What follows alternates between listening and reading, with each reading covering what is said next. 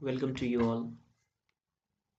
आज हम लोग देखेंगे only will be without action verb. पिछले दिनों हम देख रहे थे how to use shall be without action verb, और अभी हम देखने वाले हैं how to use will be without action verb.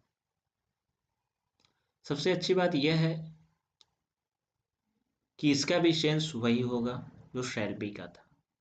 Shall be में क्या था कि सेंटेंस का अंत अगर गागे गी के साथ होता है तो उसमें हम लोग शैल बी का इस्तेमाल करते हैं। हम लोग ने देखा था कि शैल वी सिर्फ आई और वी के साथ आता है।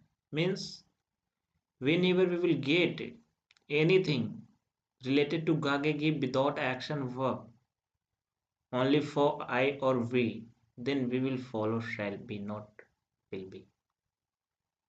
लेकिन यहाँ पे थोड़ा सा रूल में बदलाव हुआ है, और क्या है वो हम लोग देखते हैं। तो जैसा कि आप देख पा रहे हैं यहाँ पे एक हेडिंग लगा हुआ है, use of will be without action verb. क्या होता है ये अभी हम लोगों ने देखा। अब देखते हैं कि इसकी यूज किस किस किस के साथ होते हैं। ऐसा इसमें है, ऐसा कुछ भी फिक्स नहीं है कि सिर्फ इसके लिमिटेड वर्ड्स के साथ होंगे, ये सारे के साथ हो सकता है। ये आई के साथ भी होगा, ये वी के साथ भी होगा, ये ही के साथ भी होगा, ये सी के साथ भी होगा। मीन्स ये कोई भी पर्सनल प्रोनाउन हो, कोई भी नाउन हो, सबके साथ विल बी होता है, इस्तेमाल कर सकते हैं इसको। ध्यान सिर्फ ये रखना है कि आपका जो सेंटेंस हो वो एक्शन को टच ना करता हो और लास्ट के सेंस में गागेगी हो। क्लियर है? तो अभी देखते हैं कि इसका क्या क्या क्या एग्जाम्पल है यहाँ पे। तो फर्स्ट एग्जाम्पल आप यहाँ पे देख पाएंगे, मैंने यहाँ पे लिखा है I will be ready for you. क्या है ये? I will be ready for you क्या होता है? मैंने तो कल बताया था आपको कि आई के साथ शैल भी आता है, फिर यहाँ विल बी क्यों हो गया? ये इसलिए हो गया कि जब आप हिंदी सेंस के साथ जाएंगे तो इसमें लिखा हुआ है कि मैं आपके लिए अवश्य तैयार रहूँगा। बात यह है कि अगर आपका सेंटेंस मेरे और हम लोग के बीच का ये बॉन्डिंग पूरी निश्चितता के साथ हो तो शेल को छोड़ करके विल को फॉलो करते हैं। मैं फिर बता दूं आपको, सेंस के साथ साथ इंग्लिश को सीखना होगा। रूल के साथ रूल तो ठीक है, but on the other hand we have to also understand where we have to use this और दैट। क्योंकि ये रूल्स हैं, और ये रूल्स ही यही है कि अगर आप पूरी सर्टेनिटी के साथ बोल रहे हैं तो आई के साथ भी विल होगा। क्लियर है? तो मैंने यहाँ पे लिखा I will be ready for you, मतलब मैं आपके लिए अवश्य तैयार रहूँगा। ऐसा मैंने नहीं लिखा कि I shall be ready for you, तो फिर वो ये होता है कि मैं आपके लिए तैयार रहूँगा। नो गारंटी तैयार रहूँगा या नहीं रहूँगा। ठीक है? वहीं दूसरी एग्जाम्पल की ओर देखें तो एक एग्जाम्पल है Rahul will be a doctor. क्या है ये? राहुल एक डॉक्टर बनेगा। मैंने पहले ही बताया कि यूज विद ऑल, तो ये चाहे वो नेमिंग वर्ड हो या फिर कोई प्रोनाउन हो या कुछ भी हो, उसके साथ विल बी का इस्तेमाल होगा। ध्यान सिर्फ ये रखना है उसमें कोई एक्शन ना हो। तीसरा एग्जाम्पल यहाँ पे क्या है? You shall be intelligent. Listen, क्या है? यू शैल बी इंटेलिजेंट, तुम अवश्य तेज होगे। फिर आपको लग रहा होगा कि कल की क्लास में मैंने आपको बताया था शेल बी सिर्फ आई और वी के साथ आता है, लेकिन यहाँ पे तो यू के साथ भी आपने शेल बी लगा रखा है। रीजन है इसके पीछे। रीजन ये है जो आई के साथ हुआ था। आई के साथ क्या हुआ था? उसमें ये था कि अगर आपकी सर्टेनिटी होती है तो आप शेल छोड़ करके विल बी को भी फॉलो कर सकते हैं, और वही है यू के साथ भी। यू में क्या लिखा हुआ है? तुम अवश्य तेज होगे। Someone is telling about someone, वो भी पूरी सर्टेनिटी के साथ, पूरी निश्चितता के साथ। तो जब ये दृढ़ निश्चय हो जाए कि तुम ऐसा होगे तो वहां पे विल बी नहीं लिखते हैं। विल बी का इस्तेमाल अगर आप करेंगे तो वो गलत हो जाएगा। आप कर लें तो वो अलग बात है, लेकिन वो गलत होता है। तो यहाँ तक अगर कुछ डाउट हो आपको तो आपके लिए एक दरवाज़ा हमेशा खुला हुआ है, और वो दरवाज़ा है कमेंट बॉक्स का।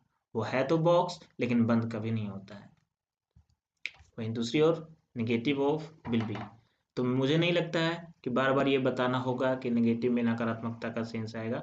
हाँ, बस मैं इतना कह दूं कि अब आपके सेंटेंस जो होंगे वो नकारात्मकता भाव के साथ होंगे। जो पहले था वो अफर्मेटिव था, वो डेली डेली लाइफ में जो भी अभी मैं बोल रहा हूँ वो अफर्मेटिव का सेंस है, और जैसे ही नहीं का सेंस आ जाएगा इसमें तो ये नेगेटिव सेंटेंस हो जाएगा। देखते हैं इसका स्ट्रक्चर क्या है।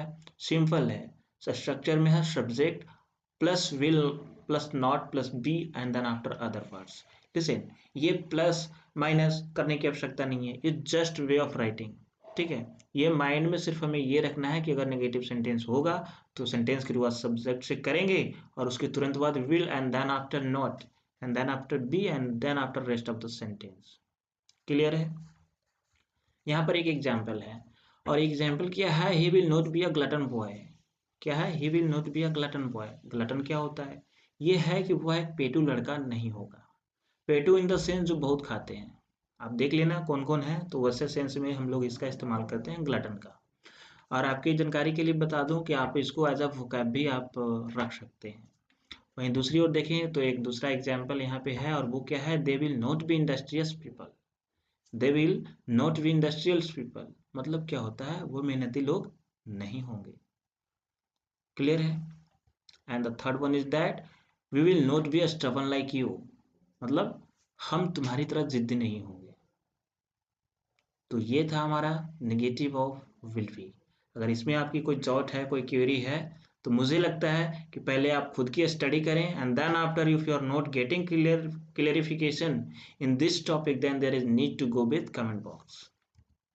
ऑन द अदर हैंड यहाँ पे इंटेरोगेटिव ऑफ विल बी है, देखते हैं क्या होता है ये स्ट्रक्चर। क्या? Will subject plus be plus other words. मैं बहुत फास्टली इसको लेकर के चल रहा हूँ, क्योंकि जो फर्स्ट सीरीज से जुड़े हुए होंगे उनको पता होगा कि इंटेरोगेटिव क्या होता है। यहाँ पे मैंने विल को आगे क्यों किया, खैर आपके लिए भी मैं बता दूं कि इंटेरोगेटिव सेंटेंस वैसे सेंटेंस को कहते हैं जब सेंटेंस की शुरुआत क्या से होती हो, क्या, कब, कैसे, कहाँ, ये सेंटेंस के शुरू में आ जाए तो इसको इंटेरोगेटिव बोलते हैं। तो ये था हमारा सेंटेंस का स्ट्रक्चर। वहीं दूसरी ओर एक एग्जाम्पल है, और वो क्या है, will you be a capricious person. क्या होता है, क्या आप एक शनकी व्यक्ति होंगे? मैंने क्या किया, विल को एज इट इज सेंटेंस के पहले स्ट्रक्चर के according subject you then after be and the rest of the other words. Clear है? There is another, will he be a doctor. क्या वह एक डॉक्टर बनेगा? ये काफी आसान आपके लिए भी हो सकता है, लेकिन कब? जब आप इसका इस्तेमाल करेंगे। So there is your duty to use on a daily basis, and if it is not possible to speak with people, then there is need to write only. Once you start to write, then there is every possibility you will also able to speak. Okay, so there is one another example, and that is what will you be reverend person in your society. ये reverend क्या होता है, क्या लिखा है हिंदी इसमें, क्या आप अपने समाज में एक आदरणीय व्यक्ति होंगे। तो ये था हमारा इंटेरोगेटिव ऑफ विल बी का। ठीक है, अभी देखते हैं इसके नेक्स्ट में क्या है, नेगेटिव इंटेरोगेटिव। हम लोग पूरा का पूरा आज विल बी कवर करने वाले हैं, सिर्फ इसमें W S negative will be का कवर आज नहीं करेंगे, वो हम लोग नेक्स्ट क्लास में करेंगे। तो देखते हैं ये नेगेटिव इंटेरोगेटिव क्या होता है। सिंपल सा स्ट्रक्चर है, W H sorry negative interrogative will plus subject and then after not then after be and then after rest of the words. जैसे यहाँ पे मैंने लिखा है, will you not be happy, क्या तुम खुश नहीं होगे। On the other hand, will she not be tired, क्या वह थकी नहीं होगी। मैंने क्या चेंज किया, कुछ नहीं, मैंने सिर्फ will and then subject, subject के बाद उसमें नॉट नहीं था, इसमें नॉट का इस्तेमाल किया, और उसके बाद जैसे के तैसे जो है वही रखा हुआ है। क्लियर है? जैसे एक लास्ट सेंटेंस है यहाँ पे, will Rahul not be there, क्या राहुल वहां नहीं होगा। तो ध्यान ये रखना है कि जब नेगेटिव होगा, नेगेटिव इंटेरोगेटिव होगा, तो सब्जेक्ट पूरा सेंटेंस को जैसे हम लोग इंटेरोगेटिव में करते हैं वैसे करेंगे, लेकिन सेंटेंस के बाद सिर्फ नॉट का इस्तेमाल करेंगे, और उसके बाद be and the rest of the sentence उसके बाद करेंगे। अब हम लोग करते हैं डब्ल्यू एच वर्ड्स। क्या होता है ये, मुझे लगता है कि फिर से एक बार बता दूं आपको, जो पहली बार इस वीडियो को देख रहे हैं और जो पहली बार देख रहे हैं, मेरी उनसे गुजारिश है कि इसकी 3 वीडियो और भी आ चुकी हैं, सो आप पहले वो देखें, उसके बाद इस पे आएँ, तो वो आपके लिए काफ़ी अच्छा रहेगा। तो देखते हैं डब्ल्यू एस वर्ड में क्या इसका स्ट्रक्चर है।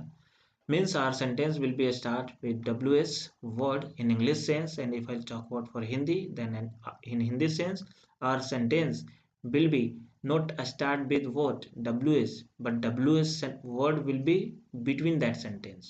क्या होता है देखते हैं स्ट्रक्चर को पहले। स्ट्रक्चर क्या है, WH plus will subject plus be plus other words.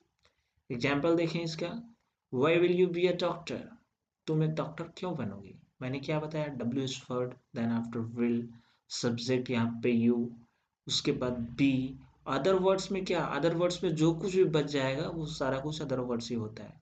तो ये क्या, अ डॉक्टर। वहीं दूसरी ओर देखें तो how will she be happy, वह कैसे खुश रहेगी। क्लियर है। तीसरा example, where will they be sad,